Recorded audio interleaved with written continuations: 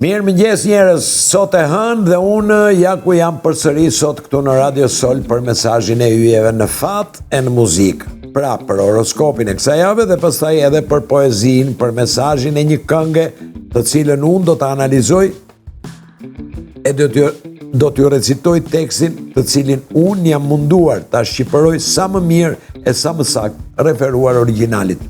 Por pastaj do ta dëgjojmë. Por në fillim horoskopi. Dashi. A e dini se çfarë janë zjarret e kontrolluar? Janë ato që punojësit e pyjores ndezin për të ndjekur sasinë e madhe të gjetheve të grumbulluara apo afër zonave pyjore, ose ato që përdoren për të ndjekur bimësinë e thatë në zonën e kullotave e të tjera. Kështu nuk rrezikojmë të na shpërthejnë zjarret pa kontrolluara si ato edhe që aktualisht ndodhin edhe këtu në Shqipëri, apo që ndodhen, siç e dini, në Spanjë, që u dogj, mos flas për se vjen keq. Le ta quajmë këtë shembull një metaforë i dashur dash apo dele. Po ta shpjegoj se si. Më parë grumbullon në kokë çdo gjë që mendon se nesër mund të hap një problem që ti ose që ty nuk të intereson. Dhe pastaj në javët në vazhdim çlirohu dal nga këto vogëlsira duke pasur kujdes që mos të dalin jashtë kontrollit e të ndezin një zjarr të madh që pastaj nuk e kontrollon dot e që mund të dëmtojë shumë. Francezët kanë një fjalë të urtë, nuk po e them frëngjisht, e kam përkthyer dhe po e them shqip, që thot: kujdesi nuk është asnjëherë i tepërt. Dhe kjo thënie vlen shumë për ju të shenjës dashit, sidomos në këtë periudhë.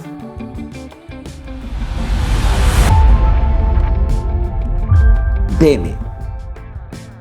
Parashikoj që në ditët e javët në vazhdim i dashur Dem, jeta jote nuk do të jetë si një udhëtim i rahatshëm në një limuzinë, duke përshkruar rrugë të gjëra me pamje të mrekullueshme. Jo i dashur Dem, burr a grua qofsh.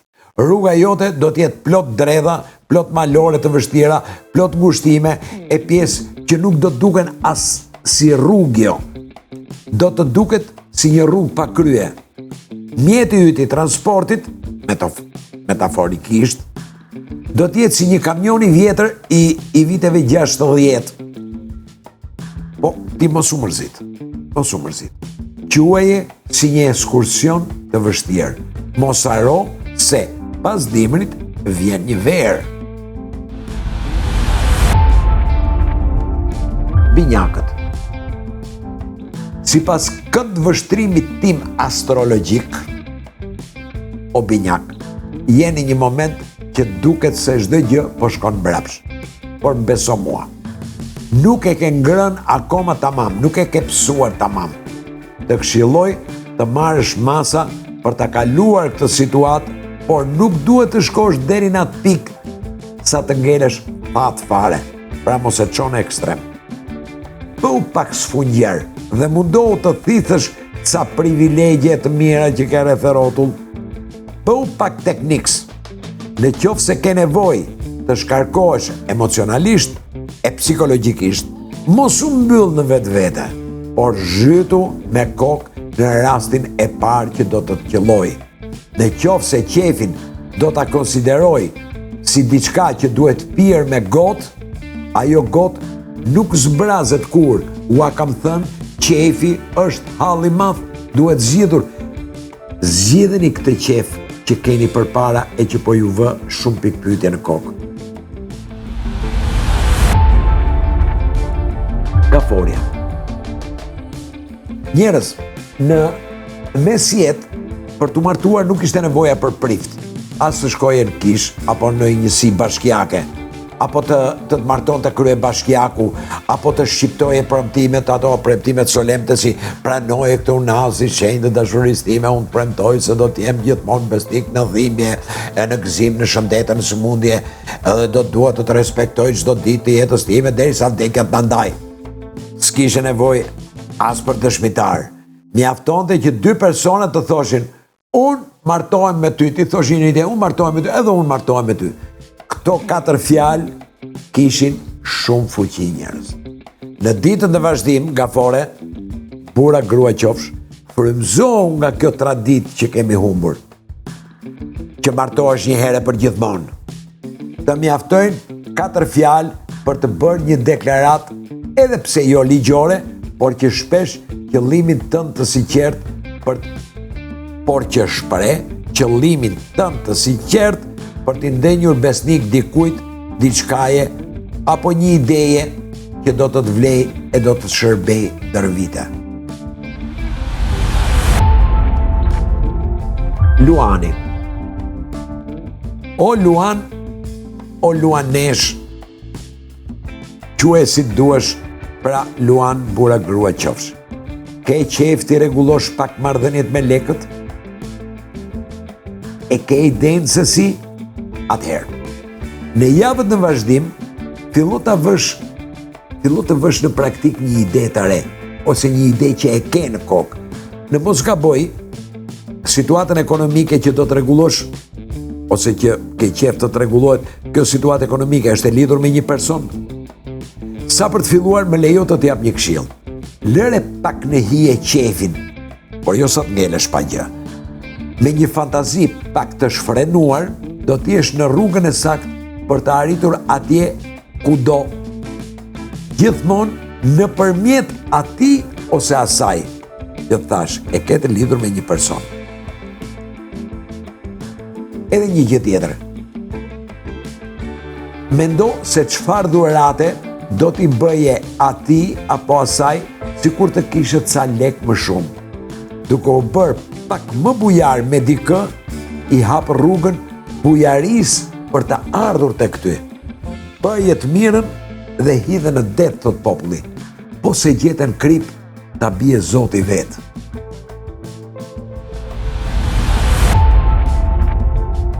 Virgjëresha.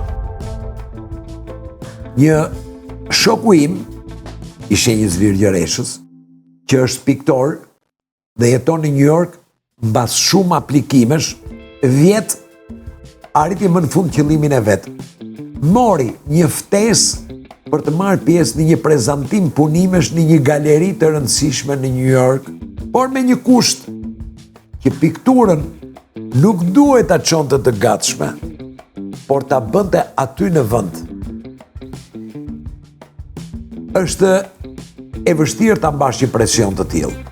Në momente të tilla çdo kush ka nevojë të bëj me shumë kujdes veprën e tij dhe të shikoj me kujdes çdo detaj, sepse edhe koha është e kufizuar natyrisht.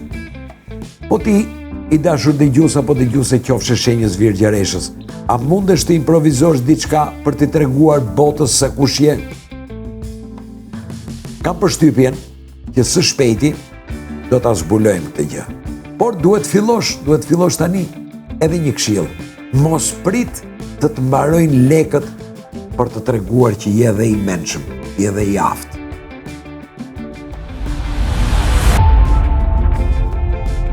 Peshorja.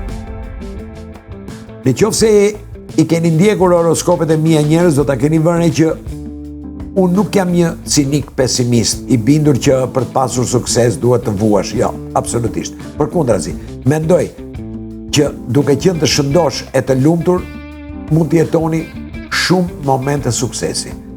Përvojat e bukura që ju kanë dhënë, edhe kënaqësi, mund të jenë një rast i shkëlqyer edhe për të mësuar diçka.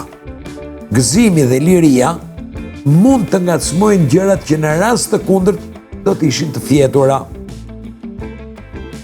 Nga sa më sipër, do t'ju jap një sugjerim ju peshoreve që mund të duket në kundërshtim me sa ju thash, por në fakt nuk është. Në 2 javët e ardhme, do t'jetë momenti i një rënje, a një zhgënjimi, a një dëshpërimi, a diçka e tillë, që do t'i jap fund disa gjërave që tashmë ju ka ardhur koha të mbarojnë. Është një periudhë kalimtare e rëndësishme që do të shërbej për të rinuar e për të rilindur. Okej?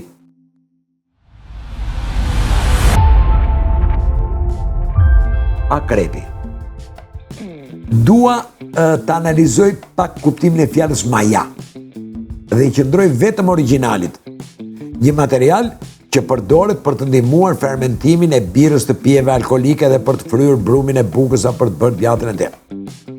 Me një fjalë, duke u përdorur si metaforë, e dashur apo i dashura krep, kështu duhet të jesh edhe ti për grupin shoqëror apo për njerëzit që ke rreth e për qark, apo për njeriu që ke afër në ditët në vazhdim.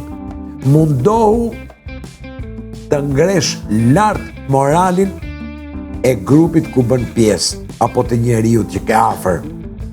Duke qenë ti majaja e shoqërisë, do të krijosh një tjetër atmosferë, tepër të gëzueshme në grup a në familje, dhe duke bërë pikërisht këtë, nga grupi që ti do t'i dedikohesh dhe nga familja do të marrësh vetëm vlerësime dhe energji pozitive. Pra, po u bëre majaja e grupit, do të marrësh maksimumin e vlerësimeve pozitive dhe të energjisë pozitive. Okej?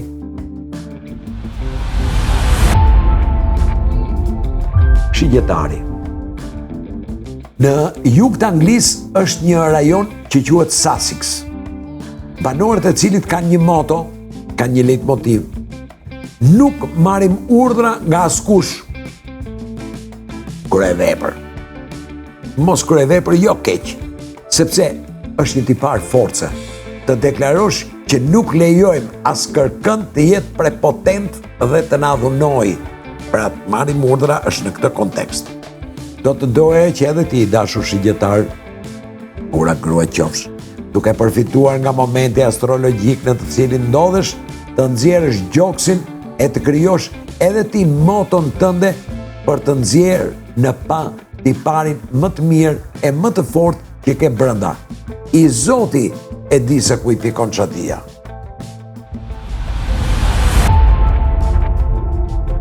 Britsjapi. Për disa, ngroja globale është edhe avantazh. Ka shkruar gazetari amerikan Aaron Sanking i shenjës britsjapit.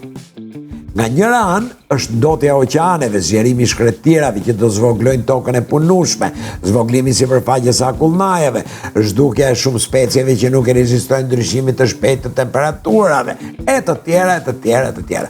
Por nga ana tjetër, do rrim me pantallone të shkurtra gjithë vitin. Padyshim që ky pohim i Sanking është ironik, por le ta përdorim si shembull për ty o britsjap.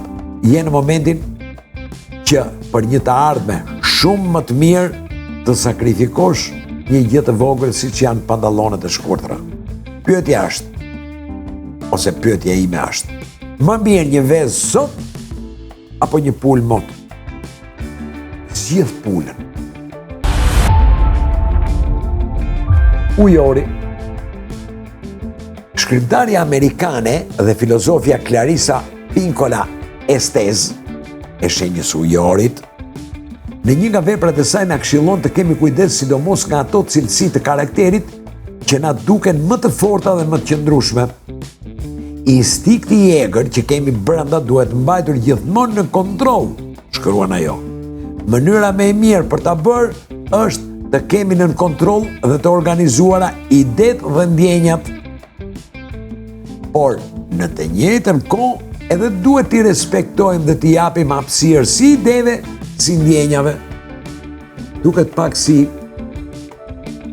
filozofi kështu e turbullt. Jo, ujor, ti si po sillesh karshi vetes tënde? Po karshi tipareve të tua të pathyeshme, shëndrim po mban? Sipas asaj që unë lexoj te kyjet, është momenti që të nxjerrësh në pa pjesën tënde më të fortë të karakterit. Bëj durim, mos merr flak, i duruari i fituari, thot populli. Peshqit. Në shekullin e 16, në kohën e perandorisë së shenjtë romake, Karli V, që ka lindur me 24 shkurt 1500 dhe ka vdekur me 21 shtator 1558, pra është i shenjës peshqve, mbretëronte në një territor që përfshinte 12 nga shtetet aktuale të Europës sotme, një pjesë të Azisë dhe një pjesë të Afrikës. Për të, thoshin se mbretëronte në një perandori aq të madhe sa dielli nuk perëndonte asnjëherë, sepse kur perëndonte nga një anë, kishte lindur nga ana tjetër.